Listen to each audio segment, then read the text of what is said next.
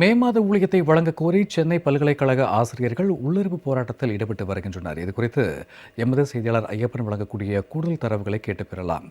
வணக்கம் ஐயப்பன், தற்போது சென்னை பல்கலைக்கழக ஆசிரியர்கள் மேற்கொண்டு வரக்கூடிய அந்த உள்ளிருப்பு போராட்டம் குறித்தான கூடுதல் தரவுகள்.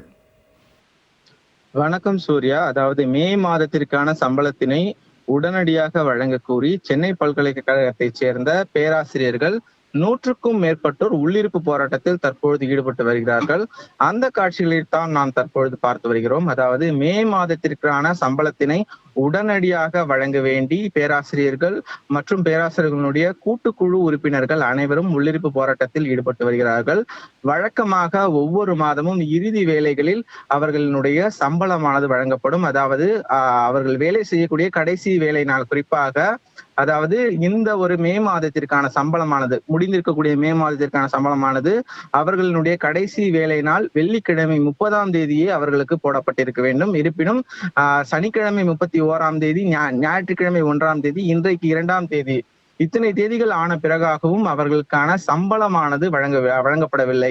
இதனால் அவர்களுடைய வாழ்வாதாரம் மிக பெரிய அளவு பாதிக்கப்பட்டிருப்பதாகவும், ஒவ்வொரு பேராசிரியர்களுக்குமே தனிப்பட்ட விதத்தில் அவர்களுடைய மாதத்தவணை, அது தவிர அவர்களுடைய மருத்துவ செலவு, குடும்ப செலவு என பல்வேறு விதமான செலவுகள் அவர்களுக்கு இருப்பதாகவும், இந்த விவகாரம் தொடர்பாக கல்வித்துறை அமைச்சர் அவர்களும் அதே போல கல்வித்துறை செயலாளர் அவர்களும், விளம்பர திமுகவினுடைய முதலமைச்சராக இருக்கக்கூடிய ஸ்டாலின் அவர்களும் இந்த விவகாரத்தை பொறுத்தமட்டிலும் இவர்கள் அனைவருக்குமே தெரியப்படுத்தி இருப்பதாகவும், இருப்பினும் அவர்களுடைய இந்த ஒரு மே மாதத்திற்கான சம்பளமும் வழங்கப்படவில்லை என்றும், அதே போல ஒரு சில ஆண்டுகளாகவே ஓய்வூதியம் பெறக்கூடிய நபர்களுக்கான ஓய்வூதியமானது சரிவர அவர்களுக்கு வழங்கப்படவில்லை என ஆசிரியர்கள், பேராசிரியர்கள் குற்றம் சாட்டி வருகிறார்கள்.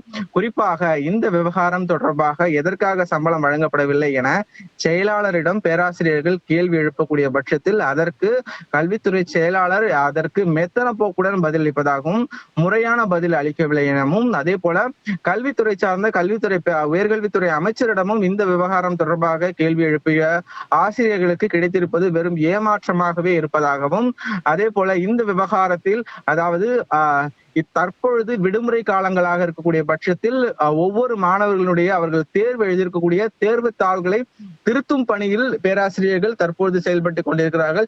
இருப்பினும் ஆசிரியர்கள் அவர்கள் தெரிவித்திருப்பது, இந்த ஒரு இக்கட்டான ஒரு நிலைமையிலும் கூட மாணவர்களுடைய எதிர்காலம் பாதிக்காத வகையில், அதாவது ஒரு நாள் முழுவதும் காத்திருப்பு போராட்டம் என்பது இல்லாமல், அதாவது இந்த ஒரு போராட்டத்தை பொறுத்தமட்டிலும் கவன ஈர்ப்பு போராட்டமாகவே இருப்பதாகவும், போராட்டம் நடத்தி முடித்ததற்கு பிறகாக மாணவர்களுடைய நலன் கெடாத வகையில் அந்த பேராசிரியர்கள் அந்த ஒரு அவர்கள் தேர்வு எழுதியிருக்கக்கூடிய அந்த தாள்களை திருத்தும் பணிக்கு மீண்டும் செல்வதாகவும் இந்த பேராசிரியர்கள் தெரிவிக்கிறார்கள். எனினும் இருந்த போதிலும் அரசு தொடர்ச்சியாகவே மெத்தனம் காட்டக்கூடிய பட்சத்தில் இந்த ஒரு போராட்டமானது அடுத்த கட்டத்திற்கு வலுப்பெறக்கூடும் எனவும் ஆசிரியர்கள் தரப்பிலிருந்து தெரிவித்திருக்கிறார்கள். குறிப்பாக பேராசிரியர்கள் அவர்கள் தெரிவித்திருப்பது, இந்த காலகட்டத்தில் இப்படி ஒரு இக்கட்டான ஒரு சூழலில் பேராசிரியர்களுடைய வாழ்வாதாரம் மிக பெரிய அளவு கேள்விக்குறியாகக்கூடிய இந்த ஒரு சம்பளம் மற்றும் அவர்களுடைய ஓய்வூதியம் தொடர்பான இந்த விவகாரத்தில் விளம்பர திமுகவினுடைய முதலமைச்சர் உடனடியாக தலையிட்டு அவர்களுக்கு உரிய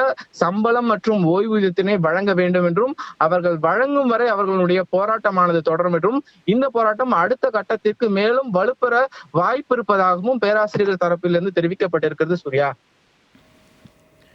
மே மாத ஊதியத்தை உடனே வழங்க கோரி சென்னை பல்கலைக்கழக ஆசிரியர்களுடைய உள்ளிருப்பு போராட்டம் குறித்த கூடுதல் விவரங்களுக்கு நன்றி ஐயப்பன்.